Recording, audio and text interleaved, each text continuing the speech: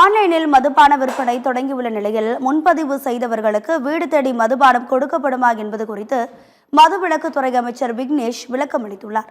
தலைமைச் செயலகத்தில் செய்தியாளர்களிடம் பேசிய அவர், ஆன்லைனில் டாஸ்மாக் மதுபானத்தை முன்பதிவு மட்டுமே செய்ய முடியும் என்றும் வீடுகளுக்கு டெலிவரி செய்யப்படும் என்பது தவறான செய்தி என்றும் கூறினார். 21 வயது நிரம்பாதவர்களுக்கு மதுபானம் கிடையாது, கடைக்கு சென்றுதான் வாங்க வேண்டும் என்பதால் வயது உறுதி செய்யப்படும் எனவும் அமைச்சர் விளக்கம் அளித்தார். டாஸ்மாக் மதுபானத்தை ஆன்லைனில் முன்பதிவு செய்து வாங்கும் நடைமுறை இன்று முதல் அமலாகிறது என்றும் ரசீது வழங்க வேண்டும் என உயர்நீதிமன்றம் உத்தரவிட்ட நிலையில் ஆன்லைனிலேயே ரசீது வழங்கப்படும் என்றும் கூறினார். ஆன்லைனில் முன்பதிவு செய்து டாஸ்மாக் கடைக்கு சென்றுதான் மதுபானத்தை வாங்க முடியும், வீடு தேடி மதுபானம் கொண்டு சேர்க்கப்படும் என்பது வதந்தி என்றும் கூறினார். ஆன்லைன்ல பே பண்ணிட்டு கடைக்கு போனா தான் ப்ராடக்ட் கொடுப்பாங்க.